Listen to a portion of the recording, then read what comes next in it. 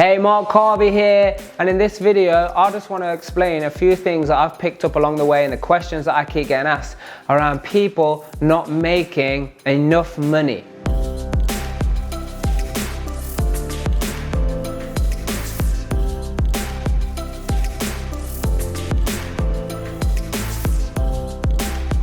And people start to make money in property, or they start to get into this property game and they don't make enough. Now here's the thing. What happens when you start mentioning Christmas to people?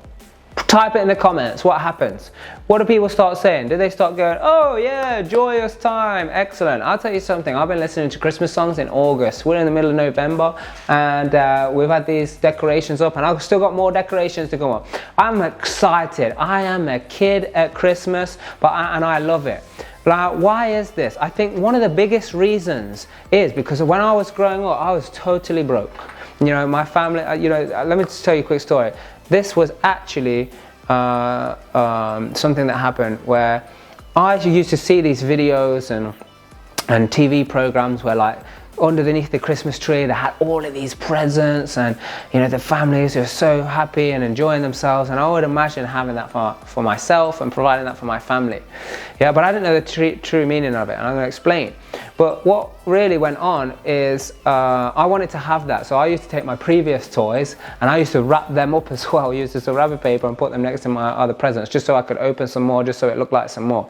Yeah, so I'm assuming that sometimes the fear, the doubt, the worry, the anxiety that comes up because of Christmas actually comes down to the fact that people are worrying about having time off, making it all work. Can they spend the money? They've got to buy people presents. Will the people like the presents because we're doing it on a budget and all the rest of it? So I know this is a bit of truth here, and maybe this needs to go on Truth on Thursday, but really what I'm talking about, when investing in property, people burn out, slow down and quit because they're not making enough money. They don't make enough money from it. So that's the point. So if you're not making the money, then you need to be watching this video. Yeah, put it in the comments, tag someone, share it to them, send them the link. If you want to make some more money, like, just put it out there. The more you share this, the more abundance that you're creating. You're giving, you're sharing, you're offering something out there, and that's why I love to do this, and I love to give all of this stuff for free for you, because I just want to give you the insight so you can go ahead and create a different experience. Now, what you need to be doing if you're not making money, you need to get your numbers in check. The number one person on your team, and by the way, if you want to watch the video that I did about what is the key here on why people are not making it or they are making it in property, then go check these videos out on these links here, and make sure you subscribe to the YouTube channel. But right now, when it comes to team, why are people not making their money? Because they're not on top of the numbers. They're not on top of the numbers. The funny thing is that when people want to get into the game of property, they're scrutinizing the numbers for, like, risk management, so they can either refinance or make money on the back end, or the cash flow after refinance. And this is like a huge blocker for people. It actually stops people from getting in the game. They don't get in the game because of the numbers don't quite work out, or I can't make sense of the numbers. The funny thing is, eventually, if they can actually get over that hurdle and they get the right coaching, the right education, then what's going to happen is they're going to move forward and start to do it. And that kind of diligence that they had on the numbers then just disappears. Especially the people who start doing multiple deals, which I would strongly recommend. I would not recommend at all unless it's just your little hobby, on the side thing. You're just going to buy one house every 10 years or whatever, or 5 years, however much you want to do it. But if you're serious about it, you want to provide good impact to the world as well as make some money yourself, then you can't just be doing one deal. You've got to do multiple deals. You've got to be on top of the numbers. Now, the first person that you're going to need in your team needs to be a bookkeeper, needs to be someone who knows how to organize the numbers. Most people, as Robert Kiyosaki would say, on the E and S side, which is the employees and the specialists or self-employed side, what are they doing? They're doing the numbers themselves, or they don't do the numbers at all, or their kind of spouse does the numbers, just kind of helps out to think they can get it done. Listen, the bookkeeper is the person who you need in your team first. You need to be on top of the numbers.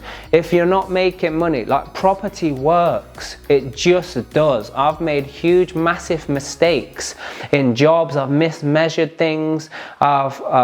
We forgot about building control sign off. We even built a house and didn't have planning permission because we just didn't follow through with getting it actually accepted after we applied for it. Huge mistakes. I've had projects that have took a year longer than expected, so all the finance costs and the lack of being able to sell it and get the money back out and paying extra interest and all the rest of it, and we still made hundreds of thousands and even millions in the grand scheme of things with all of these mistakes. So property works, but if you're not making money, it's because you're not accountable to the numbers and you've not got the systems there. So first of all, get a bookkeeper, get a serious system of actually recording what is the profit and loss of my property. Now, if you've got multiple companies as well, you need to know what's the profit and loss per company and then per property. I mean, personally, we also have it down to the per room. Why? Because we have so many different rooms that we can take the average then if we break it down per room, but it's not really 100% necessary. And that's just the level of detail that we want to do it based on our goals that we've got for expansion. But at the very minimum, you need to know the profit and loss per property so you know what's going on and you can make them lean. This is the exact strategy that I've used across all businesses and all the other people I'm training and coaching and the other people that are making some serious money. It's like you got to use this to get lean. You got to get lean on your business, and that is through knowing the numbers, knowing the profit and loss, having it there as a focus, as a point of discussion between you and your team. You don't want to be sitting there doing it by yourself, unless, like I say, you're just a one-shot, I'm going to buy one house every few years based on how much money I can save. If that's you, then probably all of these videos is not for you anyway. But if you are looking to expand, grow, learn, team up with people, then you're exactly in the right place. So some other things that you need to do, the numbers, you need the systems, is also that accountability. So you've got to be able to hold each other accountable. You've got to have an agreement in place up front that, hey, this is what we're doing. We're being accountable to these numbers. It's not, no one's being singled out. No one's at fault here. We are just raising our awareness of the numbers. I hope this is making sense to you guys. Put any comments, any questions you've got around any of this. This is a highly misinterpreted area, the numbers and bookkeeping and accounting and all the rest of it. And people are always looking to scrimp and save money in this area, but I'm just going to leave you this one thing. Paying somebody to do this, it's not how much it costs you, my friend, it's how much it makes you. Let me just say that again. In this area of bookkeeping, accounting, being on top of the numbers, it's not how much it costs you, it's how much it makes you. So remember, you got to do the right thing for the right reason, because that's the only way that you're going to discover your true potential.